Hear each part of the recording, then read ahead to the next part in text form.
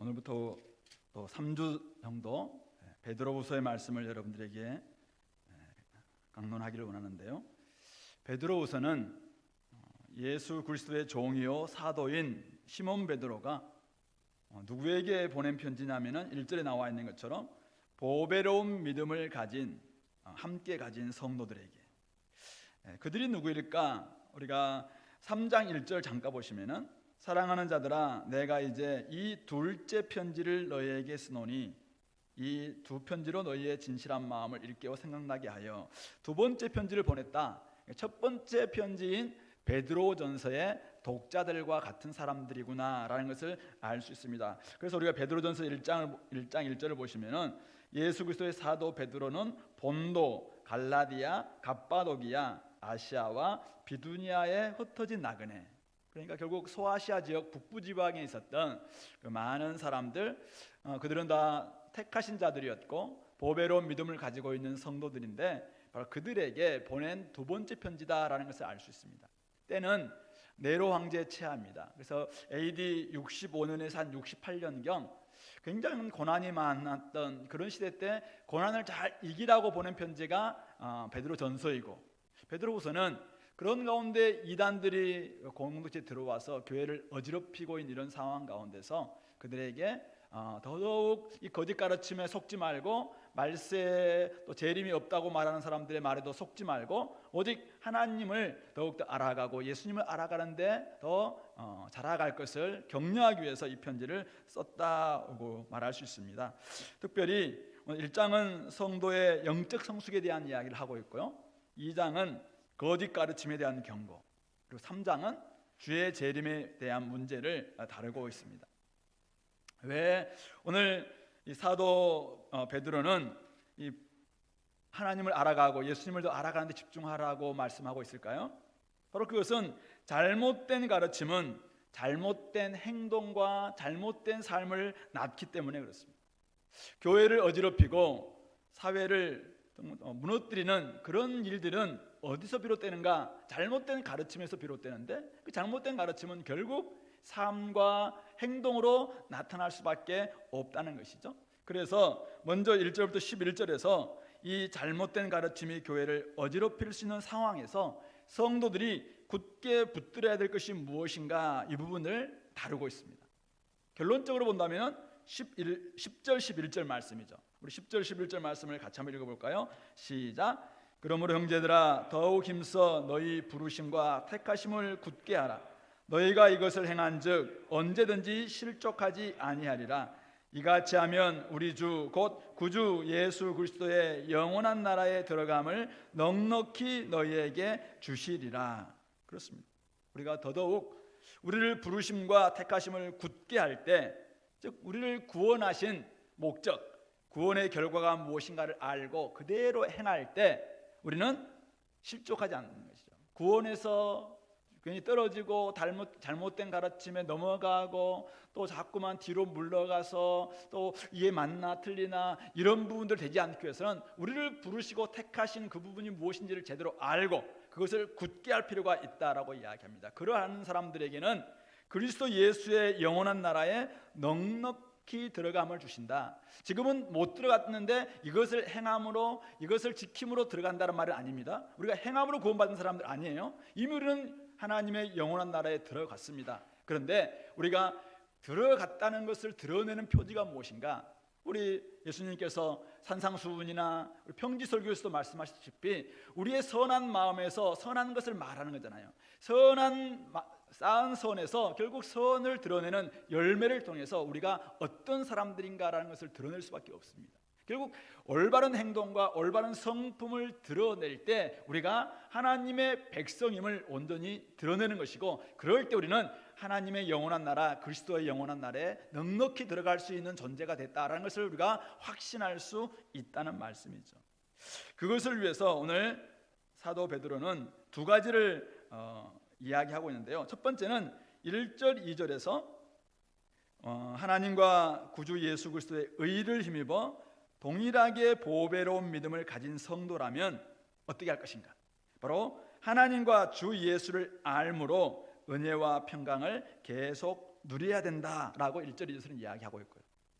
3절 4절에서는 주님이 주신 능력과 약속을 믿고 이미 우리에게는 새 생명을 허락해 주셨고 또 우리에게는 보배롭고 또 놀라운 약속을 우리에게 선물로 주셨단 말씀이에요. 그것을 믿고 더 이상 우리가 썩어질 것을, 옛날에는 막 욕심 때문에 썩어질 것을 구하던 그런 삶에서 이제는 벗어나서 피하고 신성한 성품, 바로 하나님의 성품, 바로 그리스도의 예수의 장성한 분량이 충만한 데까지 이를 수 있는 그런 성품에 참여하는 자가 되라라고 권면하고 있는 것이죠. 그래서 우리는 두 가지를 가지고 이야기합니다. 첫 번째 뭐라고 이야기했습니까? 예수 하늘로부터 내려오는 은혜와 평강을 더욱 많이 누리라라고 이야기합니다. 더욱 많을지어다. 그 말은 우리가 이미 구원받은 백성으로서 예수 그리스도의 그 의를 힘입어서 우리는 보배로운 믿음을 가지고 있는 성도들이라면 오늘 지금 우리는 은혜와 평강을 누리는 사람들 이해합니다. 그런데 더더욱 누리기 위해서는 어떻게 해야 됩니까? 오늘 2절에서는 이렇게 이야기합니다. 하나님과 우리 주 예수를 어떻게 함으로 말미암아? 알므로. 하나님과 주 예수를 아는, 하나님을 아는 지식으로 말미암아 우리는 은혜와 평강을 더욱더 누리게 되고 더욱더 많게 우리는 살아갈 수 있다라고 이야기하고 있는 것이죠. 그러면 여기서 이 안다는 것이 뭐냐?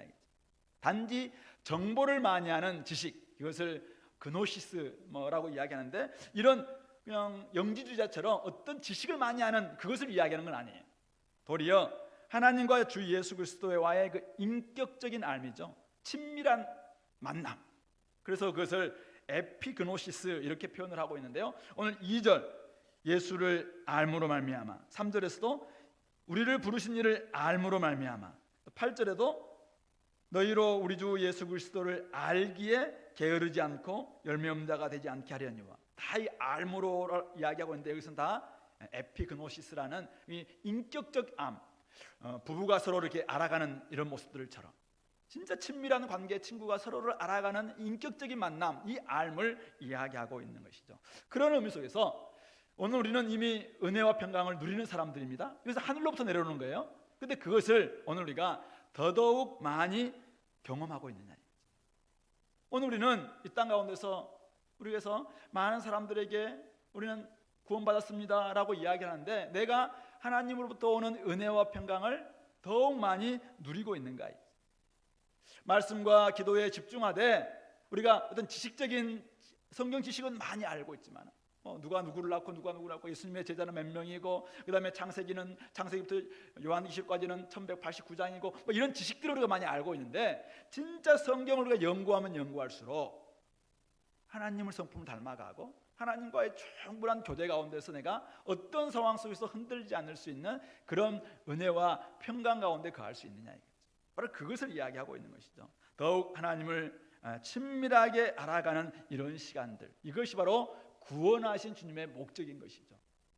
왜 예수님은 하나님은 우리를 구원해 주셨을까요? 그것은 하나님 삼위 하나님께서 누리는 그 구원의 누리는 그 삶이 너무나 좋은 거죠. 그래서 하나님과 또 성자 예수님과 성부 성령 하나님이 누리는 그 누림이 너무나 좋으니까 이 땅에서 우리 인간을 창조하셨고 그리고 하나님의 형상대로 지음받아서 이 땅에 살겠는데 사실은 죄로 말미암아 타락해서 이제는 하나님 떨어져 있었잖아요.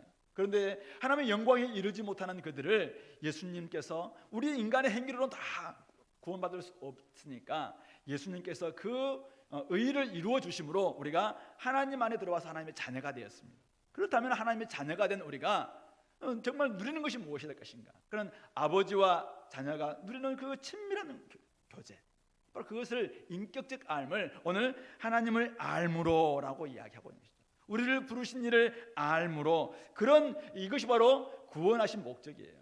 그래서 그렇게 알 때 우리에게 하늘로부터 은혜를 받을 수 있고 오늘도 어떤 상황 속에서 오늘 이렇게 마스크로 드리고 있는 이런 상황 속에서도 내 마음속에서 평안이 떠나지 않는, 여러분들이 제가 지금 불만 있는 건 아니죠? 대망하고 있는 건 아니에요 지금.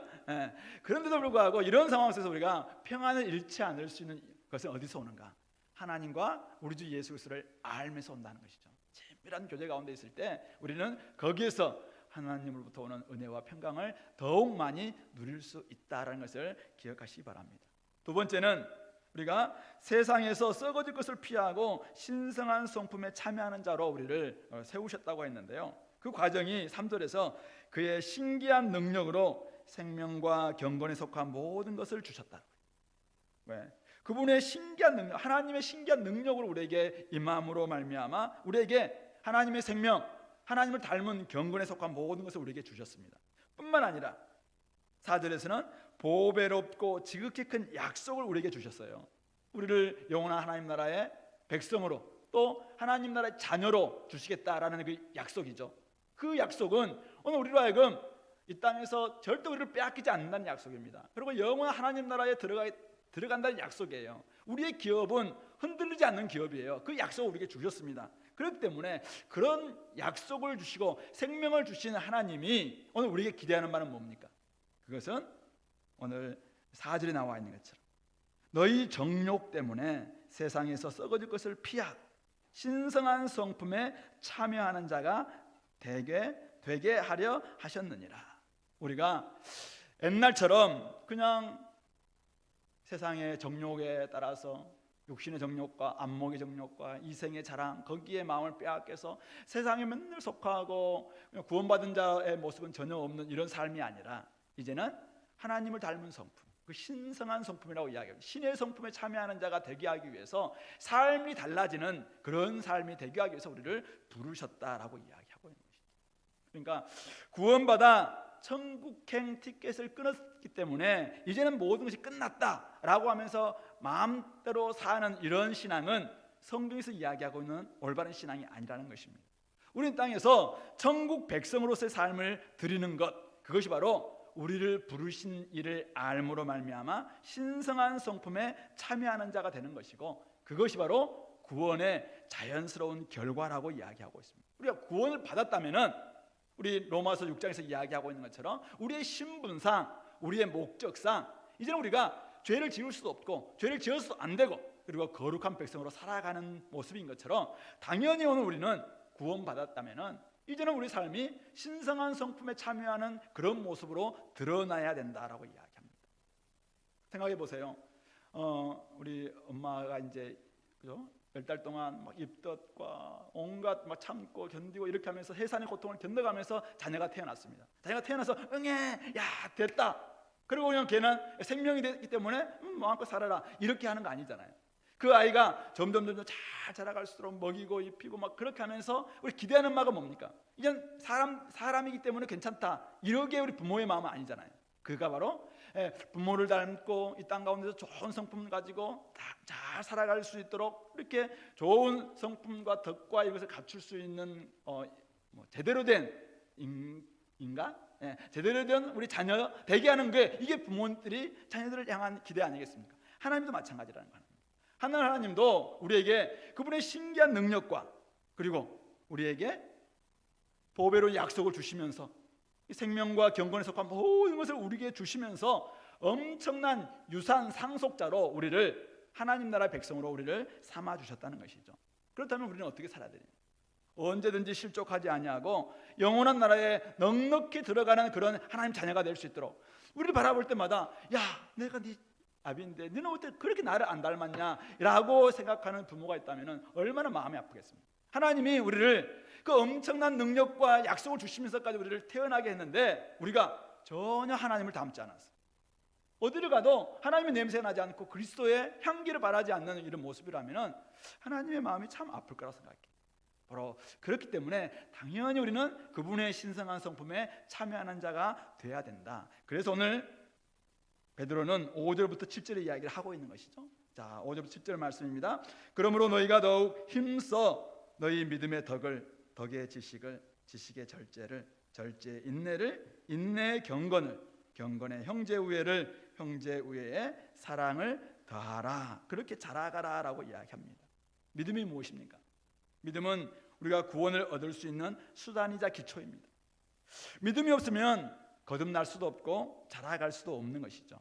자, 그런데 믿음으로 말미암아 구원을 받았다면 그것으로 끝나서는 안 된다는 것이 오늘 베드로 사도의 이야기잖아요. 믿음이 있다면 다른 사람들을 섬기는 덕, 행동으로 자라가야 된다라고 이야기합니다. 다른 사람들을 향해서 선을 드러내는 그런 모습이 있어야 된다. 다른 사람들을 섬기는 덕이 있다면 그 다음에는 행동만 있으면 될까요? 그 행동이 하나님의 뜻을 잘 아는 지식으로 더해져야 됩니다. 그러니까 우리 올바른 지식을 모르면은 열심만 가지고는 유대인들처럼 열심히 하지만 하나님의 뜻을 알지 못하는 지식이 없으면은 하나님의 마음을 더 아프게 할 수밖에 없어요. 근데 지식에는 절제를 더해야 됩니다. 절제를 더해야지 겸손과 다른 사람들을 배려하는 것을 배우게 될 것이고, 절제 삶은 또 한 번의 절제로 끝나는 것이 아니라 오랜 기다림으로 인내 열매를 맺어야 합니다.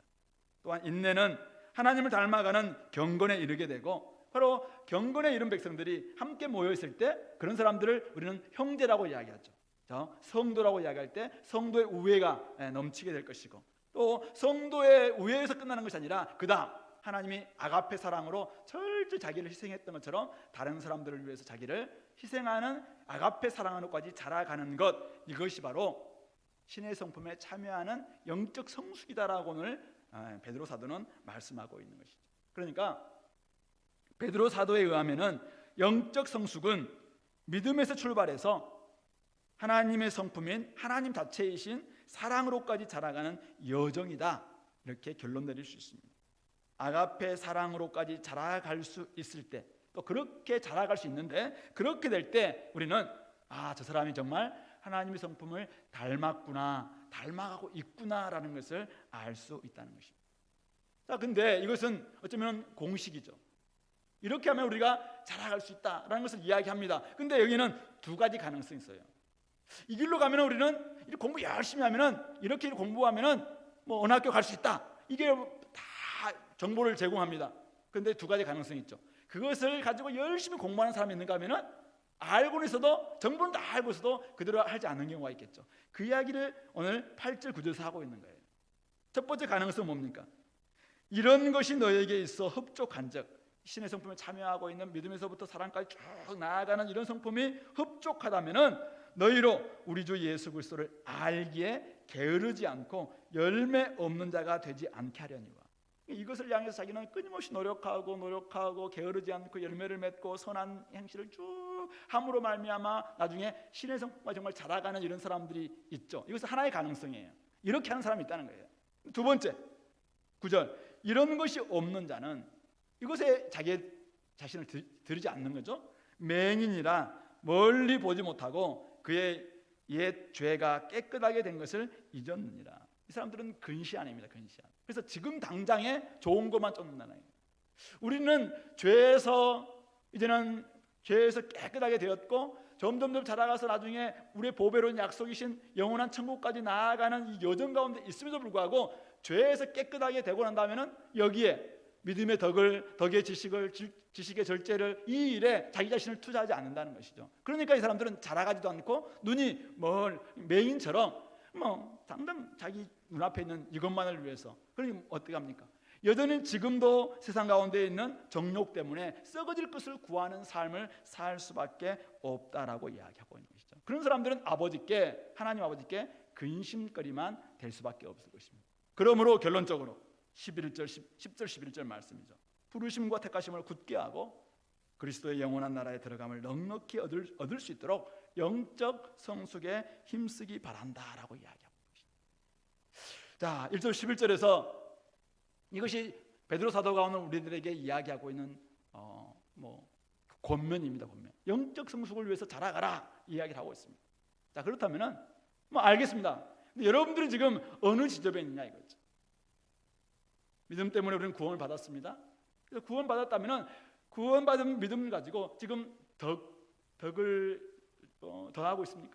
사람들이 우리를 볼 때마다 야, 너는 정말 좀 덕성이 있구나, 좀 덕스럽구나, 너는 정말 그리스도인답구나라는 그런 성품, 또 그런 행동들을 보이고 있느냐. 그 외에 우리는 또 지식과 또 지식 위에 절제와 인내와 경건과 형제 우애와 사랑으로 쭉 자라가는 이 여정들이 있을 텐데 그 여정 어디쯤에 있느냐. 제가 한 사람 아침에 이제 말씀 오늘 주일 예배 드리기 전에 매일 성경 큐티하면서 야곱을 좀 묵상했습니다. 야곱. 오늘 야곱이 야복강 나루터에서 하나님과 씨름하는 그 장면이 오늘 묵상하는 날이었습니다. 야곱의 생일을 어떻습니까? 야곱은 브엘세바에서 자기 아버지 이삭 밑에서 함께 지내다가 형님의 장자권을 빼앗아서 속이기도 하고 막 그렇게 하고, 그래서 아버지 속이고 하나님까지 막 이름 들먹이면서까지 장자권을 취하고 그걸 발려되면서 도망쳐서 오다가 베델에서 돌베개 베고 잘 수밖에 없는 이런 상황에서 하늘로부터 사닥다리가 오르락내리락하는 그 하나님을 경험합니다. 그리고는 바단 아람에 가서 자기의 외삼촌 라반의 집에서 또 외삼촌으로부터 엄청난 속임과 이걸 당하고 20년을 그 보내잖아요. 그리고 때가 되어서 이제는 하나님이 돌아가라 라고 이야기하면서 돌아오면서 올 때 어떻습니까? 자기 형님 에서가 400명의 군사를 이끌고 온다라는 말을 들었을 때 그가 막 인간적인 꾀를 내잖아요. 그래서 뭐 두 때로 나누기도 하고 선물을 보내기도 하고 그 다음에 몇 팀을 앞에 보내고 자기는 맨 뒤에 남습니다. 얼마나 불안했을까요? 그때 그가 밤새도록 씨름하면서, 그때 어떤 사람과 씨름을 하자. 그래서 씨름하면서 나를 축복하기 전에는 자기를 보내지 않겠다라고 하면서 그 씨름하는 장면이죠. 그때 그가 얼마나 나약해져 있는가. 이제는 인간적인 술수와 정말 인간 야곱이잖아요. 이 지렁이 같은 야곱아, 이사야에서 이야기하고 있는 것처럼 정말 우리 인생이 그렇게까지 욕심이 많고 정욕대로 살고 다른 사람들을 속이고, 사실은 약속의 자녀였어요. 그는 언약 백성이었어요. 언약을 맺었던 그였지만은 끊임없이 술수와 술수를 사기를 치고 그렇게 하면서까지 지냈던 그 베델의 하나님을 만났음에도 또 여전히 또 인간적인 전략 가지고 애썼던 그가 바로 그곳에서 야복 나루터에서 하나님을 만나게 됩니다. 하나님의 얼굴을 대면하죠. 그래서 그가 바로 그곳에서 분이엘, 하나님의 얼굴이라는 그 이름을 명명하잖아요. 하나님 없이는 살 수 없구나. 그러나 그가 거기서 완성품이었는가요? 그렇지 않습니다.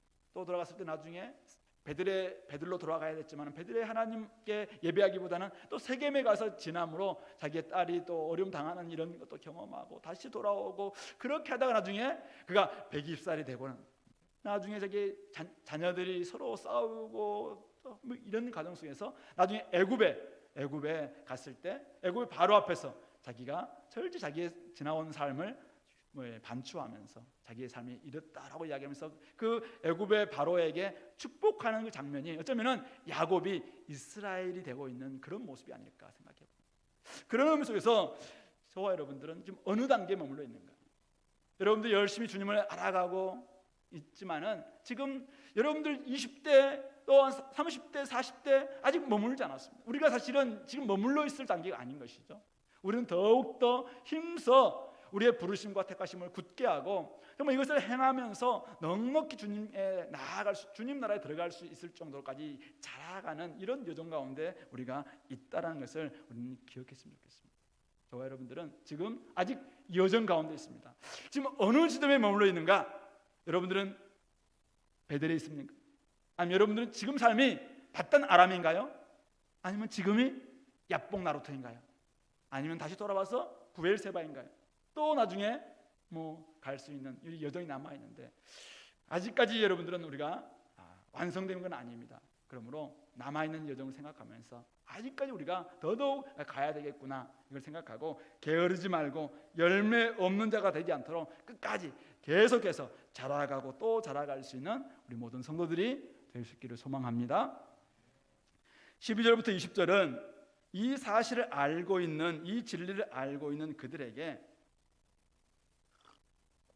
이 진리를 다시 강조하는 이유를 세 가지로 설명하고 있습니다. 첫 번째 이유는 12절부터 15절인데요. 자신이 떠난 후에도 항상 생각나게 하려고 이 말씀을 하고 있다라고 이야기합니다. 베드로는 너희가 이것을 알고 이미 있는 진리에 서 있으나 내가 항상 너희에게 생각나게 하려 하노라. 내가 이 장막에 있을 동안에 너희를 일깨워 생각나게 함이 옳은 줄 여기노니 나는 14절 하반절 나도 나의 장막을 벗어날 것이 임박한 줄을 알미라. 15절 내가 힘써 너희로 하여금 내가 떠난 후에라도 어느 때나 이런 것을 생각나게 하려 하노라. 우리 주님은 베드로에게 요한복음 21장에서 이야기했잖아요.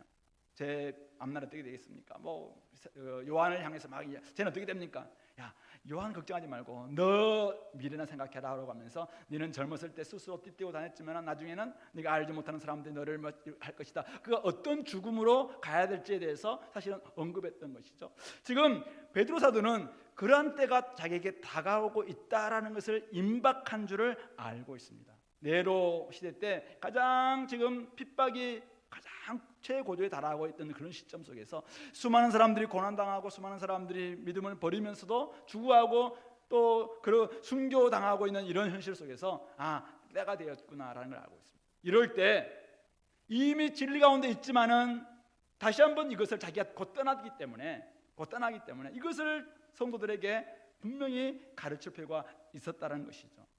우리 개인마다 한 사람 한 사람에게는 우리가 어찌할 수 없는 한계 상황이 찾아옵니다. 어떤 사람에게는 질병, 어떤 사람들에게는 죽음, 어떤 사람들에게는 우리 인턴, 레지던트 같은 이런 분들은 예배드릴 수 없는, 몇 주 동안 예배드릴 수 없는 이런 상황이 찾아오기도 하고요. 어떤 사람들은 군대라는 곳에, 요즘 군대는 많이 좋아졌습니다만은 제가 옛날에 갔을 때는 정말 군대가 정말 힘든 상황이었거든요. 이럴 때 열악한 근무 환경 이런 상황으로 떨어진다면 우리는 제대로 예배할 수 없는 이런 상황이 됩니다. 오늘 같은 거 보십시오. 우리가 오늘 사실 우리가 이 마스크로 이렇게 끼고 예배드릴 수 있는, 제가 50 중반 살면서 이런 처음. 여러분들 지금 저한테 불만 있는 거 아니잖아요. 근데 이런 상황, 많은 사람들이 지금 온라인으로 예배드릴 수밖에 없는 이런 상황이 만약 서초구청에서 여기 와서 예배를 좀 이렇게 중단하면 안 되느냐 이렇게 이야기하기도 하고, 국무총리가 담화를 하면서 많은 사람들이 모이는 다중 집회는 좀 하지 말라고 이야기하고, 근데 이것이 지금은 권고 사항이지만은 나중에 이게 강제 사항으로 되는 그런 시대가 된다면 어떻게 될 수 있겠는가? 제가 사실은 어저께 너무 고민이 많이 됐어요. 이런 상황에서 어떻게 예배를 해야 될 것인가, 주일학교는 어떻게 할 것인가 하나님 왜 저에게, 박 목사님이 계실 때는 안 그러더만 왜 저에게, 제가 지금 시작하자마자 전도도 못하게 하고 C640도 좀 못하게 하고 오늘도 예배도 이렇게 하게 하고 도대체 왜 저에게 이렇게 합니까? 이렇게 하면서 참 고민이 많이 들어요. 근데 만약 이런 상황이 오늘 한 주인데 한 달, 1년 계속된다면 우리는 어떻게 할 것인가? 우리 주내교회는 그래도 66권은 연구하던 계속 이런 지나온 여러분들의 지식이 있기 때문에 괜찮을까요? 저는 다른 교회가 좀 더 나을 거라 생각합니다. 그렇지만 박 목사님도 계시지 않고 이제는 우리가 예배드릴 수도 없는 이런 상황이 된다면 오늘 베드로의 마음이 이제는 그런 심정 같아요. 자기가 곧 떠나는 줄 알고 있습니다. 그렇기 때문에 지금 있는 동안에 이 진리를 더욱더 생각나게 하려고 이것을 강조하고 있다고 해요. 자라가라는 거잖아요. 자라가지 않으면 우리는 넘어질 수밖에 없어요. 자라가지 않으면 우리는 근시안이 되고 맹인처럼 그냥 머무를 수밖에 없는 존재가 됩니다. 그래서 우리가 자라가야 된다. 게으르지 말고 주 예수 그리스도를 알아가는 일에 열심을 내라. 우리의 믿음은 거기서 머무는 것이 아니라 덕과 지식으로 함께 덧입어져야 되고, 인내와 절제로 나아가야 되고, 경건과 형제 우애로, 그리고 사랑으로까지 더해져야 된다. 그렇지 않으면은 많은 사람들에게 안타까움과 아쉬움을 줄 수 있는 사람이 되는 것이죠. 보십시오. 많은 사람들이 이렇게 하고 있는데 어떤 사람들은 막무가내로 나는 하나님께 믿음 말씀 돼 라고 하면서 막무가내로 할 때 사람들이 좋아합니까? 사람들은 사실은 저 왜 저렇게 하느냐, 덕을 갖추지 못한 것이잖아요. 그래서 그런 부분에서 우리가 우리 자신들이 많은 사람들에게 안타까움과 아쉬움을 주지 않기 위해서 하나님께 내가 너를 그렇게 살라고 이 땅 가운데 내놓은 게 아니다라는 이런 마음을 우리에게 좀 되지 않기 위해서는 우리가 있는 동안, 지금 우리가 할 수 있는 이 기간 동안, 아직은 예배가 할 수 있고, 아직은 성경을 공부할 수 있고, 아직은 주님을 더 알아갈 수 있는 이 기간에 우리가 더더욱 열심을 내서 늘 배고픈 사람들처럼 말씀 앞에 나아가고 더 기도로 나아가고 하나님을 더 알아가는 일에 집중할 수 있게 되기를 바랍니다. 두 번째는 16절부터 18절 말씀인데요, 자신이 주님의 능력과 강림하심에 대한 진리의 증인이기 때문이라고 이야기하고 있습니다. 우리 16절 말씀 같이 한번 읽어봅시다. 우리 주 예수 그리스도의 능력과 강림하심을 너희에게 알게 한 것이 교묘히 만든 이야기를 따른 것이 아니요 우리는 그의 크신 위엄을 친히 본 자라. 베드로 사도는 자기가 좀 이렇게 주님의 능력과 강림하심에 대해서 증언하면서 주님이 다시 오시는 이 말씀은 결국 인간이 만들어 놓은 허투한 어떤 인간이 만든 신화도 아니고 우리가 지어낸 이야기가 아니다. 그것은 내가 이미 들었던 이야기다라는 이야기를 하면서 지극히 큰 영광 중에서 하나님께 존귀와 영광을 받으셨음을 보았고 하늘로부터 나는 소리를 들었던 증인이라고 자신을 이야기합니다. 잘 알다시피 요한과 베드로와 함께 베드로가 변화산상에 예수님을 따라서 올라갔을 때 바로 그곳에 모세와 엘리야가 나타나잖아요. 예수님과 함께 이야기를 여러 가지 합니다. 주제는 뭐였습니까? 예수님의 별세, 예수님에 대한 죽음의 이야기입니다. 그러니까 구약의 율법과 구약의 선지자의 대표인 두 사람이 나타나서 구약 전체의 주제가 뭐냐면은 예수님이 왜 이 땅에 오셔야 됐고 예수님은 왜 죽으셔야 되는가라는 이야기를 그 변화산상에서 이야기할 때 베드로는 그것을 의미를 몰랐어요. 그래서 뭐라고 이야기합니까? 이곳이 좋사오니 이곳에 초막셋을 짓고 하나는 모세를 위하여 하나는 주님을 위하여 하나는 엘리야를 위해서 우리가 이곳에 지내기 좋겠다라고 이야기할 때 하늘로부터 소리가 딱 나옵니다. 이는 내 사랑하는 아들이요 내가 기뻐하는 자이기 때문에 내가 그의 말을 들으라라고 이야기합니다. 그럴 때 예수님께서 그들에게 내려가자라고 이야기했고 결국 십자가의 길로 나아가셨고 십자가에 죽으셨고 십자가에서 죽을 때 사실은 베드로는 사실 도망칠 수밖에 없었어요. 그러나 그가 부활하시고 난 다음에 부활의 증인이 되고 그리고 오순절 성령 강림을 경험하고 난 다음에 베드로는 완전히 바뀌게 되는 것이죠. 베드로는 그때 하나님의 뜻을 잘 알지 못했기 때문에 어린 신앙 가운데 있었습니다. 어린 신앙. 그렇기 때문에 그는 그냥 그 변화산상 꼭대기만 천국에 들어왔기 때문에 여기만 좋다라고 하는 그런 어린아이의 신앙이었습니다. 그러나 예수님의 부활과 십자가와 부활을 경험하고 그리고 오순절 성령을 경험하고 난 다음에 그는 제대로 깨닫게 됩니다. 말년에 우리 베드로후서에서 보게 되는데 그는 어떤 사람입니까? 가만히 있을 수 없을 만큼 그는 지금 성장한 한마디로 거인이 되어 있습니다. 거목처럼 초대교회에 엄청 큰 어른이 되어 있습니다. 어른이 되어 있어서 그래서 많은 사람들을 막 격려하고 수많은 사람들을 향해서 이제는 자라가라라고 이야기하는 이런 사람이 되고 있는 것이죠. 주 예수 그리스도의 능력과 강림에 대한 말씀을 붙들고 다시 오실 주님을 기다리며 나아가자라고 말할 수 있는 충분한 자격을 갖춘 내가 증인이구나라는 것을 그가 깨닫고 거기에서 자기가 증인이기 때문에 이제는 우리 주님에 대한 재림에 대한 이야기, 주님의 능력에 대한 이야기를 마음껏 이야기하고 있는 것이죠. 이것은 지어낸 얘기가 아니다라는 것을 말하고 있는 것입니다. 그래서 수많은 성도들을 미혹하는 가르침에서 벗어나게 만들고 초대교회를 지켰던 그런 초대교회 지도자가 바로 이 사도 베드로가 되고 있다는 말씀이죠. 오늘 우리는 예수님을 직접 만난 하나님의 소리를 직접 들은 목격자나 증인은 아닙니다. 그러나 우리에게는 예수님과의 인격적 만남이 있습니다. 우리에게는 하나님을 만난 친밀한 인격적 알미 있습니다. 그 알미 우리의 경험이 되었고 사실은 오늘날 우리는 이 알미, 이 경험이 다른 사람들에게 다른 사람이 나아가게 만들고 다른 사람에게 복음을 전하게 만들고 다른 사람들을 향해서 그냥 연약한 신도들을 바라볼 때마다 성도를 바라볼 때마다 가만히 머물러 있지 못하는 이유는 우리가 경험한 주님과의 체험 때문입니다. 우리는 증인이나 목격자는 아니에요. 그러나 우리는 우리 주님을 인격적으로 만난 그 만남이 있지 않습니까? 그런데 이 만남이 옛날에 한번 옛날 경험했던 그 만남 체험에서만 머물렀다면 사실 우리 체험적 신앙밖에 안 될 거예요. 그러나 우리가 더더욱 주님을 더욱 알아가면서 오늘 베드로 사도가 변화산상에서의 베드로의 모습과 지금의 베드로의 모습은 완전히 달라져 있거든요. 오늘 우리 모습이 그때 체험했지만 그때는 그것만이 최고인 줄 알았어요. 그러나 그가 고난을 경험하고 수많은 것을 경험하고 난 다음에 지금은 완전히 어른이 되어 있는 모습처럼 오늘 우리가 주님에 대해서 온전히 알고 있다면 우리가 알고 있는 이 우리의 경험을 가지고 다른 사람들에게 마음껏 좀 진리 가운데 있고 진리 안에서 충분한 자라날 수 있도록 격려하고 권면할 수 있는 그런 사람들 우리가 되어야 된다는 것이죠. 여러분들 PBS 할 때 그렇습니다. 저는 여러분들이 PBS를 하면 할수록 우리 인격이 자라가고 여러분들 삶에 많은 덕을 쌓고 또 절제와 인내와 경건과 형제우애와 사랑을 잘 배워서 실천해서 그것을 여러분들 가지고 사람들과 함께 나누는 거예요. 피차 권면하는 거잖아요. 그리스도의 말씀이 내 안에 풍성히 거하여 피차 권면하라고 이야기하고 있습니다. 내 안에 주님을 향한 주님을 알아가는, 나를 부르신 하나님과 주님에 대한 알미 그냥 너무 이렇게 차원이 낮아요. 그러면은 우리는 나눌 수 있는 게 너무 한정적일 것입니다.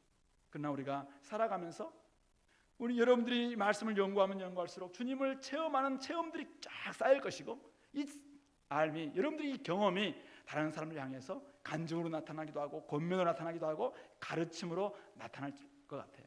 오늘 베드로 사도는 그렇게 하면서 자라가는 것입니다.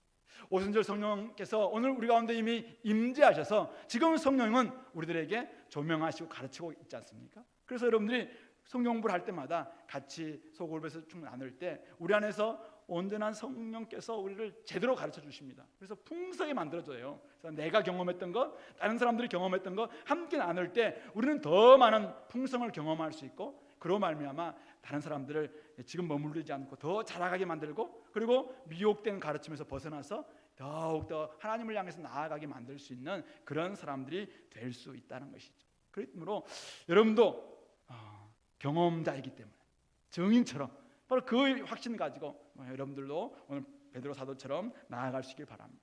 마지막 세 번째는 성경의 모든 예언을 통해서 하나님께서 직접 말씀하시기 때문에 자기는 이것을 계속 강조한다라고 이야기합니다.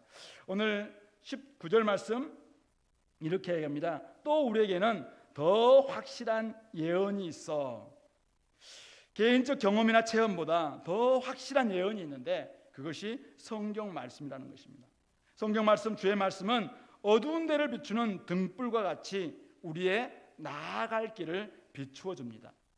그러므로 주의 날이나 재림에 대한 말씀도 날이 새어 샛별이 너희 마음에 떠오르기까지 쉽게 판단하지 말고 성경에서 성경이 뭐라고 말씀하시는지 주의해서 우리가 듣는 것이 옳다라고 이야기하고 있는 것이죠. 이것은 구약에서 주의 날, 많은 선지자들이 주의 날에서 예언했었습니다. 근데 그 주의 날은 언제 이루어졌습니까? 주의 날은 심판의 날이기도 하고 회복의 날이기도 하고, 또 주의 날은 또 이스라엘이 바벨론 포로에서 돌아오는 날이기도 하고, 그다음 메시아가 오시는 날이기도 하고, 그래서 다양하게 해석이 있었어요. 근데 정말 그 날에 대해서 많은 사람들은 이게 그 날이다 아니다 막 이렇게 이야기할 수 있는데, 샛별, 날이 지금 새어서 샛별이 떠오릅니다. 누굽니까? 모닝스타, 바로 지저스 크라이스트, 예수 그리스도께서 오심으로 말미암아 그분이 메시아로 이 땅에 오셨을 때, 야, 바로 이 말씀이었구나 라는 것을 우리가 제대로 알아내는 거잖아요. 오늘 우리 삶 가운데서도 주의 날에 대해서 이야기를 합니다. 많은 사람들이 재림에 대해서 이야기하는데 어떤 사람들은 재림은 지나갔다, 재림은 끝났다, 없다 막 이렇게 이야기하는 거예요. 근데 성경은 뭐라고 이야기하고 있는가?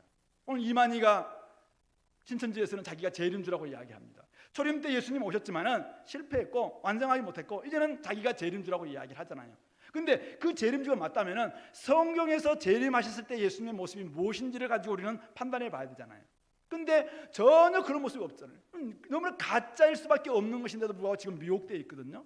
그러므로 날이 새어 샛별이 우리 마음에 떠오르기까지 우리는 성경이 뭐라고 하고 있는지 그것을 우리는 귀 기울일 필요가 있는 것이죠.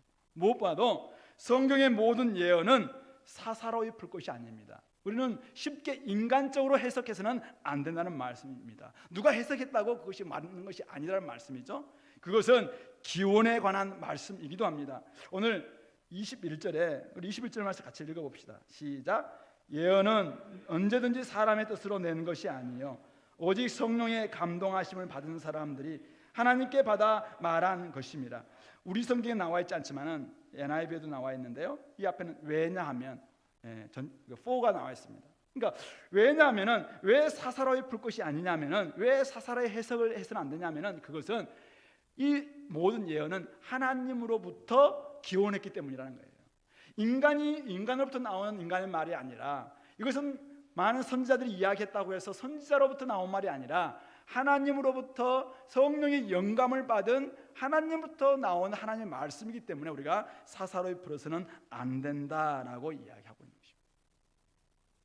구약의 많은 선지자들은 오늘처럼 어지럽고 또 어둡고 어려움부터한 현실 속에서 하나님이 주신 말씀으로 구약 성도들을 격려하기도 하고 책망하기도 하고 경고하기도 했었습니다. 그 결과가 어땠습니까? 우리 예레미야를 예를 들어본다면 예레미야는 잡혀간다고 이야기했습니다. 끊임없이 성전은 무너진다고 이야기합니다. 근데 성전에 사로잡혔던 사람들은, 성전 안에 성전 신학에 사로잡혔던 사람들은 무슨 소리냐, 우리가 왜 잡혀가냐, 잡혀가는 사람들이 도리어 저주받은 사람들이고 우리가 남아있는 사람들이 뭐 하나님 남은 자다, 막 이런 생각을 가지고 오셨습니다. 근데 끊임없이 예레미야가 그렇게 증거했을 때 많은 사람들은 예레미야를 도리어 거짓 선지자라고 생각하고 그를 어두운 구덩이에 집어넣기도 하고 이렇게 있었습니다. 근데 예레미야는 그게 굴하지 않고 끊임없이 하나님이 주신 말씀을 가지고 그들에게 선포합니다. 도리어 바벨론 가거든 바벨론의 그 나라를 위해서 기도해라. 그러나 거기서 네가 쌓고 집을 짓고 또 여러 가지 과목도 기르고 그러고 살다가 70년 후에 돌아올 것이다 라는 이야기를 끊임없이 합니다. 근데 그 결과가 어떻게 됐습니까? 예레미야 말씀이 그대로 이루어졌죠. 많은 사람들은 자기 생각 속에서 사사로이 풉니다. 야, 이건 없을 것이라고. 우리는 이 안에 있기 때문에 우리는 안전하다고. 근데 성경이 뭐라고 하냐, 이 성경이. 이게 중요하다는 것입니다. 예를 들어서 재림이 없다, 재림은 지나갔다, 성경이 그렇게 말하고 있느냐. 당시의 거짓 선지자들은 예수님의 파루시아, 예수님의 오심은 이미 끝났다, 그렇기 때문에 재림이 없다라고 이야기합니다. 근데 성경에서는 뭐라고 하고 있느냐, 사실 이거 봐야 된다. 따라서 그들의 이 거짓된 주장들은, 2장에 나와 있는 이 거짓 교사들의 가르침은 한마디로 말해서 사사로이 푼 것이다. 하나님으로부터 비롯된 것도 아니고 하나님의 생각도 아니다라고 이야기하고 있는 것이죠. 어떤 사람이 전화가 와서 예수님은 아니 목수의 아들인데 무슨 하나님이라고 이야기하느냐, 아니 인간에게 태어났는데 어떻게 그가 하나님이라고 이야기할 수 있느냐, 1더하기 1은 2인데 왜 삼위가 세 분이 있는데 하나라고 이야기하느냐. 설명이 사실은 제가 전화로 어떻게 설명할 수 있겠습니까? 그래서 오시라고 막 이야기를 하긴 했는데 결국 뭐 한데 자기는 못 믿겠다는 거예요. 자기는 철두철미한 사람이기 때문에 이거 1더하기 1은 2지 왜 막 이렇게 하느냐. 맞긴 한데요, 성경은 믿음이 필요합니다 막 이야기했는데 어쨌든 자기는 못 믿겠다 하면 이야기하시더라고요. 못 믿을 수 있어요. 근데 성경에서는 우리가 뭐라고 이야기하고 있느냐, 성경이 뭐라고 하고 있느냐, 이런 부분들을 우리가 생각해 봐야 돼요. 그래서 우리는 성령의 조명이 필요합니다. 오늘 우리가 성경을 해석할 때 사사로이 풀려서는 안 됩니다. 우리가 함께 기도하면서 성령께서 뭐라고 말씀하시는지 오늘 우리에게 말씀하시는 거 있을 거예요. 그리고 공동체 함께 풀어야 됩니다. 성경 말씀은 항상 공동체, 교회에게 주신 말씀이에요. 그래서 교회 안에서 풀어야 됩니다. 그래서 교회 안에서 풀 때 거기서 성령께서 우리에게 다양한 말씀을 우리에게 풍성히 주심으로 말미암아 그것을 다 하나 되게 해 주시는 것이죠. 그러므로 오늘 베드로의 이 말씀도 이것은 단지 베드로의 개인적 생각이다라는 것으로 끝내서는 안 될 것이고, 하늘로부터 난 것을 경험했던 이 베드로가 성령의 감동을 받고 오늘 우리에게 권면하고 있는 예언의 말씀이기 때문에 이 말씀을 하나님의 말씀으로 받고 이 말씀을 우리가 순종하며 나아가는 것이 중요하다는 것이죠. 따라서 성령 확실한 예언인 이 하나님의 말씀이 우리에게 끊임없이 진리 가운데서 거하기를 말하고 진리에 대한 이야기를 하기 때문에 더욱더 우리는 진리 안에 자라가고 하나님의 거룩한 성품까지 자라가는 저와 여러분들이 되어야 될 줄로 믿습니다. 결론을 맺는다면 영적인 성숙을 이루기 위해서 우리는 어떻게 해야 되는 것인가? 하나님과 우리 주 예수를 알므로 세상에서는 썩어질 것을 피하고 신성한 성품에 참여하는 자임을 우리가 깨닫고 더욱더 하나님의 성품에 참여하도록 애를 써야 됩니다. 진리의 말씀을 늘 생각하고 알며 그 안에서 자라가야 할 줄로 믿습니다. 그것이 2장에 나오는 거짓 가르침에 넘어가지 않을 수 있는 비결이고, 3장에 나오는 주의 재림이 임박했을 때, 주의 재림이 왔을 때 우리가 제대로 주님을 맞이할 수 있는 비결이기도 합니다. 우리가 이 땅 가운데 살아갈 때 여러분들이 성장하지 않고 열매를 맺지 않고 있다면 내가 과연 그리스도의 영원한 나라에 넉넉히 들어갈 수 있겠는가 스스로 생각해 보면서 우리가 오늘 주님을 알 때 더욱 자라갈 수 있다. 내가 지금 어디에 머물러 있는가? 내가 정말 너무 작년에 비해서 올해 얼마나 자라가고 있는가? 아직도 여전히 믿음 거기에 머물러 있다면 믿음의 덕을 쌓고 덕의 지식의 절제의 인내의 경건의 형제 우애의 사랑을 다 이게 차원이 있죠. 차원. 그런 부분에서 우리가 자라갈 수 있게 되기를 간절히 바랍니다. 한 가지만 더 말씀드린다면요, 오늘 이 베드로 사도의 베드로 후서는 유언과도 같은 베드로의 말씀입니다. 아까도 이야기했다시피 베드로의 영적 성숙을 주목하게 되는데요, 우리가 베드로 생애를 바라볼 때 그의 초기에는 하나님의 성품이나 영적인 성숙과는 거리가 먼 인물이 바로 베드로였습니다. 늘 잘난 체하고 그냥 큰 소리치기나 좋아하고 말과 행동이 다르고 막 그랬던 모습이 아니었습니다. 그러나 오늘 이 베드로는 완전히 바뀌었고, 베드로전서 5장에 보면은 그는 고난의 증인이라고 이야기합니다. 자기는 고난을 다 경험한 고난의 증인이라고 이야기합니다. 예수 그리스도의 부활과 재림을 부인하는 거짓 가르침에 대해서 변호하는 큰 인물로 성장하고 있습니다. 그런 변화에는 어떤 요인이 작용했을까요? 오늘 우리가 알 수 있는 것은 바로 1장 또 3장에서 강조하고 있는 그가 우리 주 예수 그리스도와 하나님을 아는 지식에서 자라감, 이것이 가장 큰 요인이 아니었을까 생각할 수 있는 것입니다. 오늘날 다양한 가르침과 다양한 문제로 말미암아 오늘 우리의 삶이 기독교인이 계속해서 여기에서 신앙생활을 할 수 있을까 없을까 모를 수 있는 이런 다원주의에서 우리가 살고 있는데요, 어떤 태도로 우리가 임할 것인가? 오늘 우리 베드로 후서의 말씀을 우리가 읽으면서 오늘 이 권면을 들으면서 한 가지만 여러분들이 결단하고 나갔으면 좋겠습니다. 이 진리인 하나님 말씀을 더욱더 알아가자. 오늘 우리는 하나님을 알아가기 위해서 우리가 존재하는 우리 주은의 교회잖아요. 그런데 우리가 하나님을 정말 내가 알고 있는가? 33권을 연구하고 44권을 연구하고 66권을 다 연구했다 할지라도 하나님을 알아가는 인격적 알미, 친밀한 알미, 그래서 하나님의 성품에 자라가는 그 알미 우리에게 없다면은 그것은 제대로 아는 것이 아닌 것이죠.